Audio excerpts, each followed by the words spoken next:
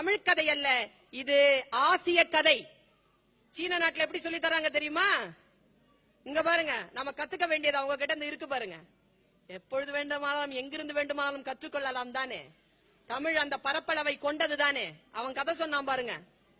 காக்கா காக்கான்னு ஒரு காக்கா இருந்தது சீன நாட்டுல. காக்காவுக்கு பசிச்சுது. பசிச்ச காக்கா என்ன தெரியுமா பண்ணுச்சு? நேரா போய் பாட்டி கிட்ட உக்காந்துச்சு. அந்த பாட்டியும் வடை தான் சுட்டா. போய் உக்காந்து அந்த பாட்டி கிட்ட, காக்கா பாட்டி எனக்கு பசிக்குது, ஒரு வடை குடுன்னு கேட்டுச்சு. கதை எப்படி கொண்டு போறான் பாருங்க. முதல்ல பசி, அப்புறமா அறிமுகம் செய்கிறான் நேர்மை. பாட்டி சொன்னா, இரு காக்கா, வடை சுடுறதுக்கு கஷ்டமா இருக்கு, ஈர விறகுல வச்சிருக்கேன், சுட்டுட்டு தரேன்.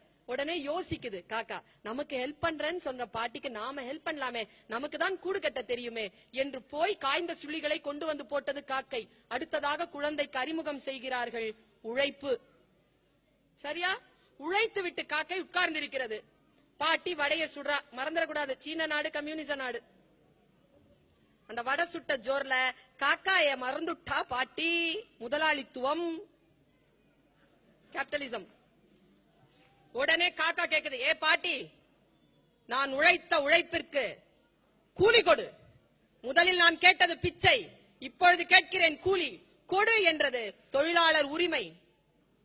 காக்காயை பார்த்து மன்னிப்பு கேட்டுவிட்டு வடையை கொடுத்தால் பாட்டி. தன் உழைப்பை எடுத்துக்கொண்டு பறந்தது காக்கை. எல்லா நாடுகளிலும் ஏமாற்றுகிறவர்கள் இருப்பார்கள் தானே. நரி வந்து அந்த உழைப்பை ஏமாற்றுவதற்காக சதி செய்தது. ஏ காக்காய், நீ அழகாய் இருக்கிறாய், நல்லா பாடுவாய், நீ பாடேன் என்று கேட்டது. ஒரு வினாடி மயங்கியது காக்கை. தொழிலாளர் பலவீனம். வாயிலிருந்து வடை கீழே விழுந்தது. நம்ம கதையை முடிச்சோம்ல, அவன் பாருங்க அங்கதான் வச்சிருக்கிறான். சிலபஸ் அங்கதான், குழந்தைகளுக்கான பாடம் அங்கிருந்து தொடங்குறான் பாருங்க. காக்கை வாயிலிருந்து வடையை கீழே தவற விட்டது. தொழிலாளர் பலவீனம். வடையை வாயிலிருந்து கவ்வியது நரி. சரியா? உடனே தொழிலாளர் விழிப்புணர்வு. நான் உழைத்த உழைப்பை இன்னொருவன் திருடுவதா என்று அந்த காக்கை விழிப்புணர்வு கொண்டது.